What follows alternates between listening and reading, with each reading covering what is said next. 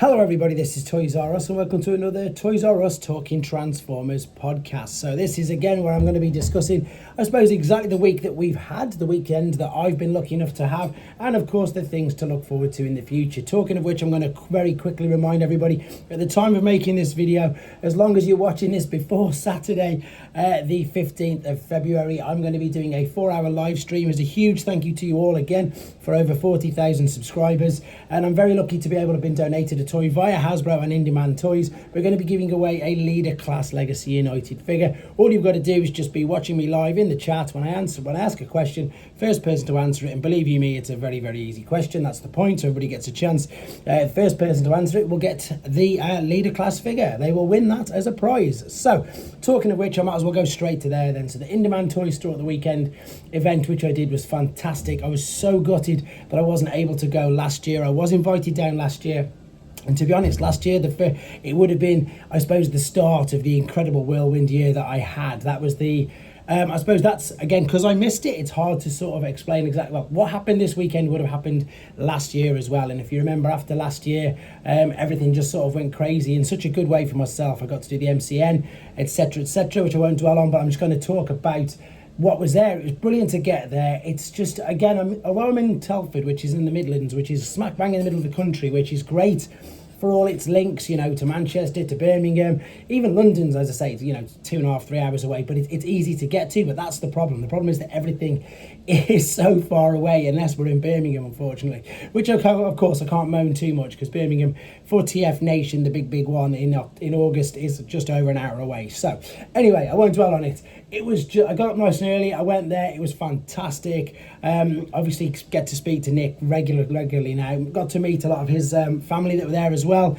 A lot of the people who work in the shop. You know, they can now put a face to the annoying person who's constantly ordering things, and indeed changing orders and moving things around and doing daft things like ordering 2 sets of stuff because he hasn't had enough sleep. So it was nice for them to obviously put a face to myself as well. But joking aside, store was fantastic. I was completely surprised, as I say, at the amount of vintage and I suppose pre-owned stuff, because they do buy in collections themselves. So that was an ideal opportunity for myself just to get a few things. I've not shown everything just yet. Reason being, I'm going to be doing a lot of what's the word? My Monday Mystery Reveals are going to be a lot of things from there. So that's pretty much the intention, to be fair. But yeah, very, very surprised.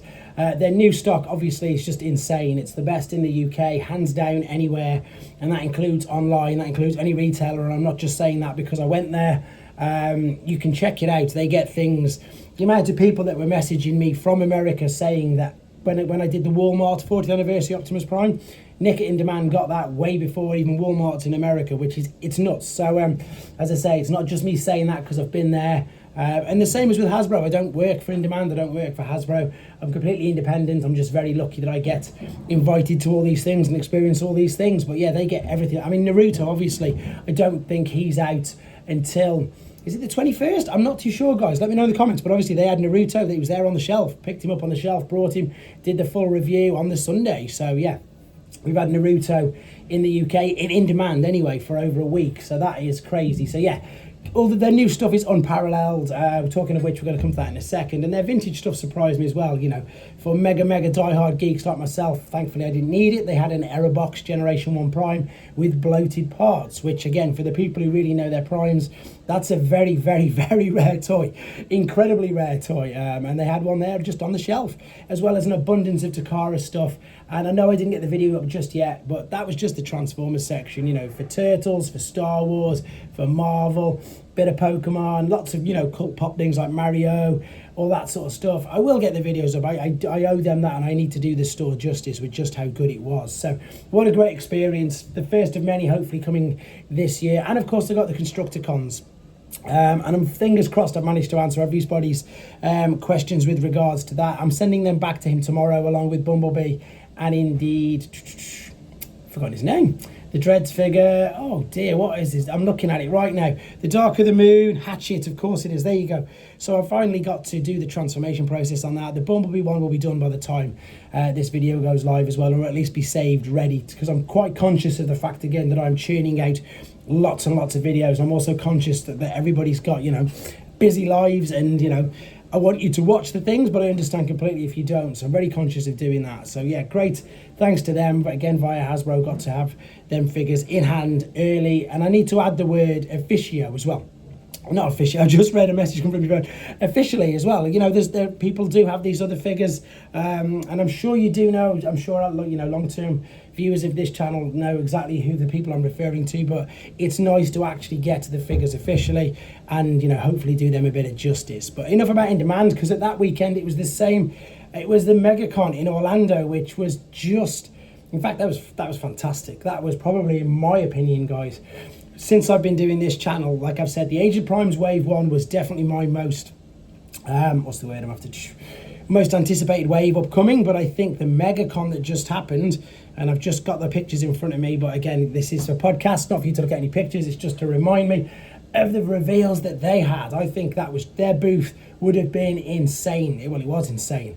So first and foremost, obviously they did have all of Age of the Primes Wave 1, which is slowly drip feeding everywhere else around the world. But of course, two big surprises. I'm going to talk about the, the steel, I don't even know the names, you see, I'm so useless at it.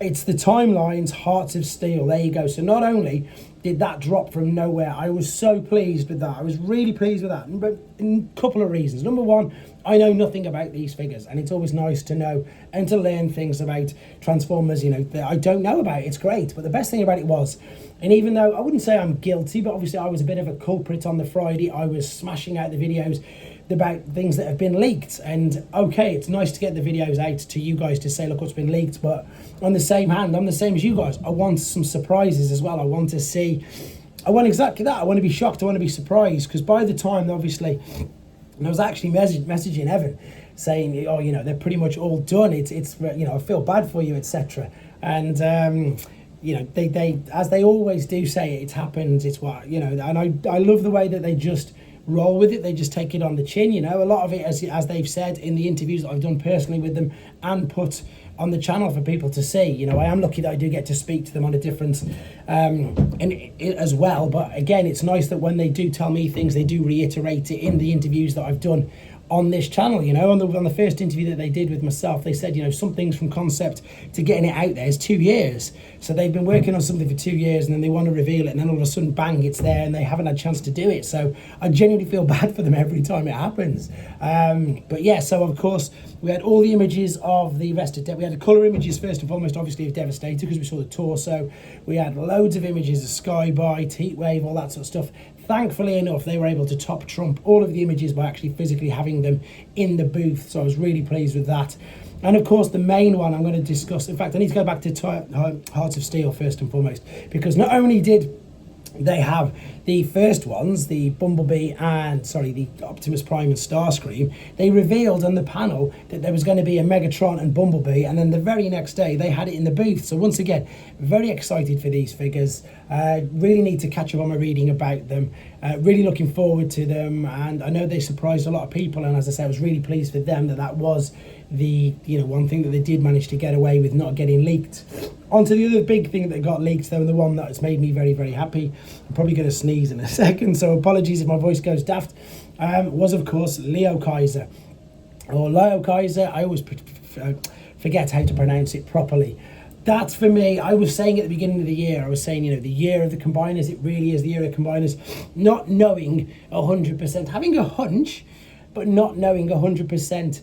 I did a video saying it was going to be Sky Gary, so that shows how wrong I was. I had a hunch it was going to be one of the two, but I don't know what it was. I just saw Mark Lonus's posts, and I thought, yeah, this is what's it called? This is going to be Sky Gary, etc. But it obviously wasn't. It was liokaiser. And when you look at it, again, for those of you who don't know, if you've not seen my videos on it, 2025 was the year that the Victory cartoon was set in. So that's a beautiful little nod to that cartoon as well. And the fact that we're actually finally going to get a liokaiser figure and a Death Cobra, it all just seems a bit crazy as well. Obviously, the Iron Factory have just done exactly the same. So again, for us fans, it's fantastic. It's absolutely fantastic. If you can't afford the £300, $300, whatever it is for the Haslab, then you can get the slightly cheaper version from Iron Factory. It's entirely up to you guys. The beauty, as I say, of this collecting fandom is exactly that. I was super impressed with it. I think it looks really imposing. The fact that it's so much bigger than the Combiner Wars one. Also, and I don't just mean height, because obviously it's only about 2 inches bigger, but the stature of it, the whole demeanour of him, the stature is the best word. It's thicker, it's chunkier, it's blockier, it's much more stable. There's more to it. We're going to get, I can't see us not getting Death Cobra as the extra figure. I actually sent some messages and posted it on all of the Instagram pages that they've been putting, that I think, fingers crossed for additional tiers, we should get the Rescue Force. Obviously just as bonus tiers, because when else are they going to use their molds? For those of you who don't know, in Europe we got 3 limbs of the Rescue Force. Was it 4? The jet, the drill, the tank. I think that's it. I'm looking at it. I'm thinking now. Anyway, and they were obviously parts of liokaiser. They were repainted. They didn't have any names. They were just Rescue Force jet, Rescue Force tank, Rescue Force car or whatever it was, and they were repainted and they didn't have a name, and they were just liokaiser bots with no combining bits, no breast partners, etc, etc. They were really interesting, so I put that as a suggestion to them to add additional tiers to, you know, give us a bit more of an incentive, and of course just to use the molds more, because unless they have got that planned for generation selects in the future, which you don't normally get any other use of the Haslab molds, so I'd be very surprised, because of course I know obviously they've been very, very unique over the past. But I would hate to see them molds just be only used for that, and then obviously not get any other use. And also think it's great, as I say, for us Japanese Generation 1 aficionados. Everybody knows how much I love the Japanese G1 continuity figures. I love the figures more than the cartoons. I like watching the cartoons, but it's the toys. The toys for me, the playability, the fun factor, and I'm going to say this again, and you're probably sick and tired of me saying it. If you've not seen, and it's not to plug my video, you can watch whichever one you want, but I know that obviously I've done it. It's how you combine the original vintage G1 liokaiser. The only bit of kibble is the head that you put on top of Leozak. The rest of the stuff is all built in. The feet, the hands. It's just, of course, Leozak becomes the chest piece. And just the combining, the way that the 2 legs of the 2 jets join behind the back to hold it all together, it's insane. And it's nuts, you know, it's nearly 40-year-old engineering. Of course, the normal Guest Stults, your normal Scramble City, they're really, really clever as well. But they basically are, you're just standing them on top of each other and attaching them to the arms. Whereas with this liokaiser combiner, it is much more intricate, it is much more clever, so much more clever. And again, with the lack of kibble, I've reviewed so many combiners recently, including ones that I've panned, like New Age, and it's not because it's New Age, like their their Devastator, which is basically, you've got a huge endoskeleton, far worse than the Metasaur from the Legacy. It's just, you basically got Devastator, and you're just putting the bits on it. It's very similar to how you would attach the original Scramble City bots, but of course the original Scramble City bots had no other, you know, it didn't have an extra piece. The middle piece, which was the skeleton, was either Onslaught, Motormasters, Silverbolt or Hotspot, whereas with the New Age new figure, it was like there's this whole extra piece. It's not even a character, it's just a piece, and you then attach the figures to it. So for liokaiser to be as clever as what it was from 1989, so that means it was probably made, you know, at least a year or two beforehand, or the concept at least 2 years beforehand. It's insane, and it looks very like this new one's doing the same, to be honest. So I'm very pleased to see that, along with Devastator. You know, some people are saying he's not big enough, etc. It's always going to be so difficult for them to do combiners, and I think the problem we got with the cartoons is, and anybody who's watched the cartoons, and again, anybody who knows anything about the cartoons will know, and I'm not giving anybody any excuses, I'm giving people reasons, and I'm giving people, I suppose, explanations. I mean, what is it? Carnage in C minor is a brilliant example. Ultra Magnus is as big as Devastator. I think Broadside's bigger than them all. There's so many animation errors, and the same in the movie. Yes, there's a scene, obviously, where Devastator picks Sludge up and makes Sludge look absolutely tiny, but then a bit later on, Devastator's just like normal size, so it's really, really difficult for them to do what they're doing. It does also obviously look like they're using a huge chest sort of piece to join them all together, which of course comes with long haul, which again, as long as it works, I'm fine with that. But yeah, we got to see him in not full colour, but as good as we got to the actual Devastator model. So as I say, basically what I was talking about is how good megacon actually looked. It looked insanely good, so many new things. Even, as I say, although most of the Age of Primes are out in Australia and that side of the world, the fact that we got to see them in hand was really good, as well as all the new Hearts of Steel ones. And also I think Hasbro did themselves A huge favourite, and again, another pat on the back to them. I bet the eBay scalpers are completely gutted now, especially with the Skywarp Amazon pack that was impossible to get. And if I'm being completely honest, I paid over the odds for mine, but not ridiculously over the odds. Getting reissued, you know, you can pre-order that right now. That's going for stupid price, like 6-7 times the price of whatever it was when it first came out, and it's now available for normal pre-orders. This is what I was saying to everybody. Even, you know, a few months ago, and I keep saying to everybody, don't pay the scalper prices for Grimlock. Studioseries A6, he is getting a reissue. It will be down to normal price. So please, please, I know it's hard. I know we all want the figures, and I'm one of the most... I'm really guilty for FOMO. I've got to completely admit that. I'm so guilty for fear of missing out. But he is coming. He is coming. You will be able to get in. You won't have to pay 3-4 times the odds. Wait until it comes. And again, the exact proof is with that. Them 2 twin packs. I think the G2 one in the UK anyway, guys, didn't sell as well. Excuse me. It did go down to reduce things in quite a few online stores. But obviously the Skywarp one was just mega rare from the actual start. So, you know, hats off to them. Hats off to everybody who's requested it. Again, because I was lucky enough to buy it afterwards. I already owned it, so it wasn't one of the figures that I mentioned. I mean, I did obviously mention when I spoke to Evan at MCN that people really wanted. I'm not saying this is because of me, but I'm just saying it's a great example, because somebody even put a comment on my video and sent me a private message saying thank you very much for asking for this. I did mention Ultra Magnus to Evan at MCN in October, and they've gone and brought him out. You know, again, I'm not saying that's because of me. I'm just saying it's because Hasbro are listening to people. They are listening to fans. We've got Cosmos repackaged. We've got Galaxy Shuttle repackaged. We've got Origin Bumblebee. We've got Ultra Magnus. We've got Beachcomber. We've now got the 2 thingy jets. I think this is going to be great. We obviously got Dirge and then Ramjet as well, individually packed. And I'm pretty sure, let's be honest, that Thrust is going to be... It would make no sense for them to not do Thrust now. I definitely think that the Battle Chargers, Run About and Run Amok, could reappear as well.